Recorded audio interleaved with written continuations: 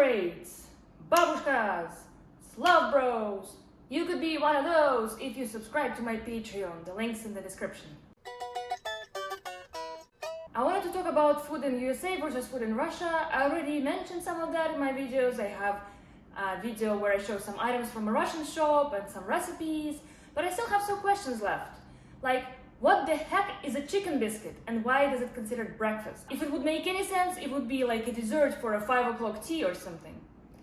Nearby the place I live, there is a breakfast place called Best American Breakfast in Whole America. I've never been there because literally menu goes like this. Cornbread. That's interesting that the bread has its own menu bullet point, but okay. Next we have chicken waffle. I still don't know what that is and why do you make waffles out of chicken? Talk about cruel farming.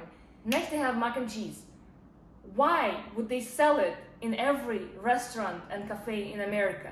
I go out when I want to eat something that I can't cook myself or when I'm too lazy to cook, but even for me, a person who hates cooking, mac and cheese is almost too easy to cook. There is always the lowest quality pasta, there is always the lowest quality of cheese, and you have to pay money for it. Next, they have collard greens, proudly written in bold, huge font. Like, see, we have healthy food too. Starting your day like this, doesn't that kind of set a low bar? Next, they have, and I swear I'm just reading from that menu, they have fried catfish. Isn't that so random? Why catfish? Why not dogfish? Duh. Why not any other kind of fish? Who eats fish for breakfast anyways? And next, finally, they have a meatloaf. Seriously, right away, that's how you start your day? How do you even get a motivation to continue with your day? Because you already got everything this day has to suggest. In the Russian breakfast cafe, the menu would say, why are you here? Did you think we're gonna get up early and cook for you? Go home, roast some eggs, boil some buckwheat or whatever, you fancy little hipster. In Russia, I used to skip breakfast when I was in school. And you know how much motivation I had to leave till lunch and how awesome did that 25 cents pizza tasted in the school buffet. Oh, that pizza is something that bonded our generation. I don't know what it's made of, but I think it's made of pickles, mayo, and all the leftovers in the kitchen from yesterday. To understand what we've gone through, you need to go to one of the Russian canteens. They're called Stolovaya when you're ever in Russia. They even have franchises of these school-like canteens, but it's actually school-like. You have to take a tray, you have to slide it across different windows, poking at what you want to eat. Didn't we suffer enough? We now have to pay for this? I already mentioned I hate cooking, but more than I hate cooking, I hate to actually have to eat what I cooked. But it seems from Russian cuisine that every Russian hates to cook because we could have boiled potatoes and boiled sausage and boiled buckwheats and maybe some canned peas for dessert for a Saturday dinner. But boiling stuff is like so maintenance. I'm gonna throw some things into hot water and wait a little bit. I guess that's why soups are so popular in Russia. We have so many recipes of soups we use in Russia. We have borscht that's made from beets. We have shi that's made from cabbage and hard to pronounce Russian letters. We have uha that's made of fish. And all of that considered a part of your healthy diet. All mamas and babushkas would yell at you to eat your soup every day because it's good for you. But can someone explain to me how pieces of boiled chicken and some pieces of boiled vegetables floating in some hot water is better for you than, say, a salad or stewed chicken? I don't know. And I think I've got their secret now, apart from Russians' passion to boil stuff.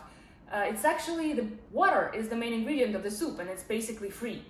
It's like, hey mom, there is too much water in your soup, can we get to the point? You know, like, isn't that what you say in English where a person talks too much and there is not much essence to it?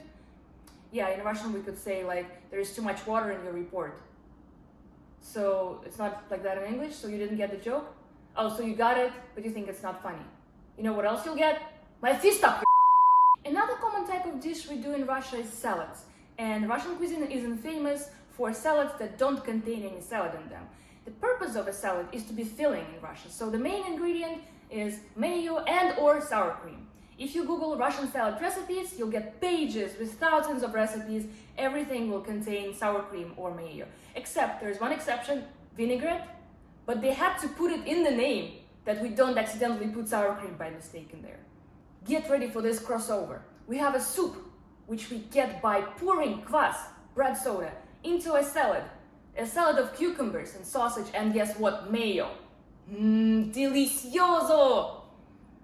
Another famous Russian salad is called herring under a coat, and it's seriously my favorite, but here even my mom thinks I'm crazy. This dish mainly serves an educational purpose. When it's cold, dress in layers, and this herring apparently is really cold because it's dressed in first layer boiled potatoes, second layer mayo, third layer onions, fourth mayo, then boiled carrots, then mayo, then finally beets, boiled beets, and guess what? Sprinkle a little bit of mayo on top so it's like snow, you know, that's why it's cold, that's why it's dressed in all these layers. So it's basically a herring cake with mayo glazing. And don't look at me like that. If you try it, it's so delicious, you're gonna say, so smack my ass and call me Judy, or whatever you Americans say in a situation like this. No, seriously, write in the comments what would you say in a situation like this if you got served this exquisite dish. See you later. Пока, guys.